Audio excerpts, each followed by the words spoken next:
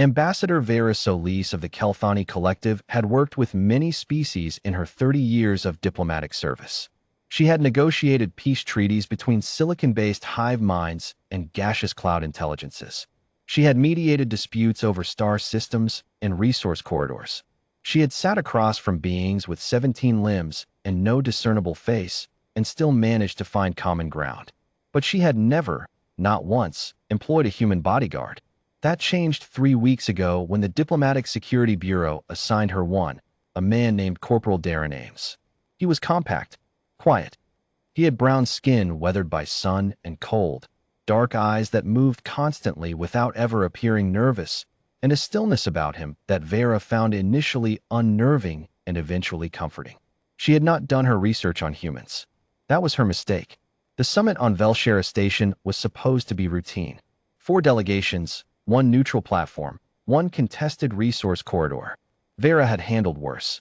She walked into the conference hall with Corporal Ames 2 steps behind her, her silk diplomatic robes trailing across polished floors, her head held at the precise angle that communicated confident authority without arrogance.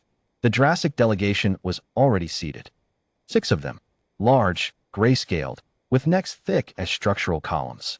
Their homeworld was considered a mid-tier environment, high gravity, periodic seismic instability.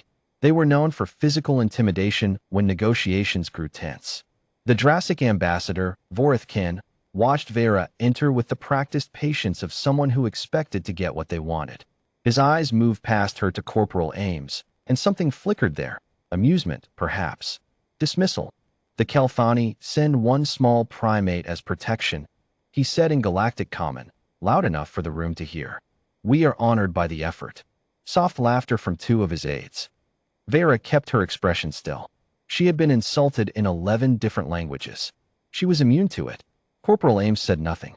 The first 2 hours proceeded professionally enough. Resource rights, transit corridors, extraction quotas. Vera was in her element. Precise, patient, carefully dismantling Jurassic overreach with documented precedent and calm refusal. She had cornered Vorithkin into 3 concessions he hadn't intended to make. That was when he changed tactics. Perhaps, Vorithkin said slowly, setting his data plaque down, we should speak plainly. The Kelthani have no military presence in this sector. Your primate guard is a performance. If we chose to simply take what we want, what exactly would stop us? The room went still. It was a line that wasn't supposed to be said out loud. A violation of summit decorum so brazen it was almost impressive.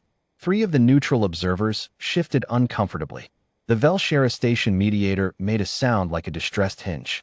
Vera opened her mouth to respond, but Corporal Ames spoke first. I would. His voice was calm, not loud, not aggressive. It was the voice of a man stating a fact about gravity. Vorithkin turned to look at him directly for the first time. His neck frills flared slightly, the Jurassic equivalent of finding something mildly interesting. You? Yes. You are 1 creature. There are 6 of us. Your species is soft. You breathe a narrow atmospheric band. Your bones fracture under impact. Your skin tears. You would last seconds. Ames looked at him. Just looked. Where are you from, human? One of the Jurassic aides asked, the tone carrying the architecture of a joke being constructed. Earth, Ames said. Something happened. It was small, but Vera caught it. The way the Velshera mediator's secondary eyelids closed halfway. The way the neutral observer from the conclave delegation sat slightly more upright. The way the Jurassic aide who had asked the question stopped smiling. Vorithkin's frills shifted. Earth. Yes. The Deathworld. That's what you call it. We just call it home. Silence. Vera looked between them, confused. She had heard the term Deathworld in passing, but had never studied the classification. She made a mental note to correct that immediately. What? Vorithkin said, and his voice had changed, the theater stripped out of it. Is your combat classification? Former Ranger. 3 tours. 2 of them in active conflict zones. Ames paused. The 3rd was search and rescue in conditions I'm not cleared to specify. You have killed, when necessary, things larger than yourself? Frequently. One of the Jurassic aides leaned toward Vorithkin and said something low and fast in their language. Vera didn't speak Jurassic, but she watched Vorithkin's jaw tighten in response. Later, Vera would access the galactic database entry for Earth and read it with her full attention for the first time. Class for Deathworld. Atmosphere. Variable, high oxygen-nitrogen mix with frequent extreme weather events. Surface hazards. Active seismic zones, atmospheric electrical storms, tidal forces, extreme temperature variance. Native megafauna. Numerous apex predators across multiple biomes including land, ocean, and aerial environments. Dominant species, Homo sapiens. Classification note. Dominant species is uniquely adapted to all biome types. Has demonstrated capacity to pursue prey across multi-day distances in a behavior researchers have labeled persistence hunting. Is among the few species on record to have domesticated other apex predators for companionship. Psychological profile, high pain tolerance. Exceptional capacity for pattern recognition in threat environments. Operates effectively under conditions that would cause other species to experience paralytic fear responses. Diplomatic note. Despite Deathworld origin, humans maintain formal diplomatic standing and are considered stable treaty partners. However, their physical capabilities are often underestimated by species unfamiliar with their classification. She had read that last line 3 times.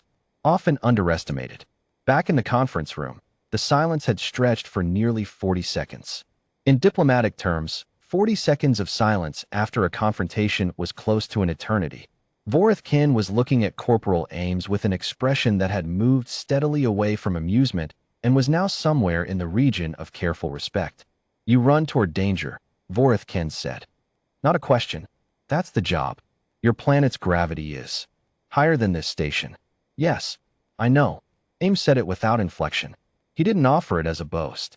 He offered it the way a craftsman might mention a relevant specification of a tool. Another Drassic aide spoke quietly. Vorithkin silenced him with a gesture.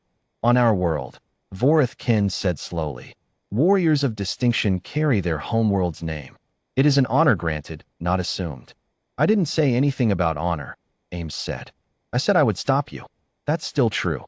The room was so quiet that the station's environmental systems were audible, a faint, steady hum of recycled air. Vorithkin looked at Ames for a long moment. Then he looked at Vera. Then he picked up his data plaque and made a notation. We will accept the Kelthani Transit Corridor proposal, he said, with a minor amendment to extraction scheduling.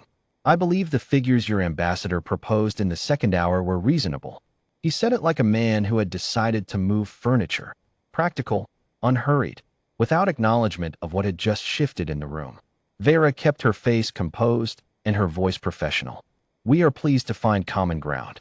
Afterward, in the corridor outside, she walked beside Corporal Ames in silence for a moment. The adrenaline she hadn't admitted to feeling was working its way out of her system. You knew, she said quietly. What's that, Ambassador? You knew that mentioning Earth would change the dynamic. You knew what it means to them. Ames considered this for a step or two. I knew it wouldn't hurt. Did you mean what you said? That you would have stopped them? He glanced at her. Something in his dark eyes that was not quite a smile and not quite something else. Yes. There were 6 of them. Drassic. High-gravity worlders. I know. You're one person. I'm aware. She studied him for a moment. This compact, quiet man from a planet the galaxy classified as hostile to life, who had looked at 6 large aggressive creatures across a table and stated, with complete sincerity, I would stop you. How? She asked. He was quiet for a moment. When he spoke, it was thoughtful rather than boastful. We don't stop, he said simply. That's the thing most species don't understand. We don't have an off switch. You hurt us, we adapt. You scare us, we push through it. You outsize us, we find another angle. He paused. It's not that we can't be beaten. It's that we make it expensive enough that most don't find it worth it. Vera walked beside him in silence.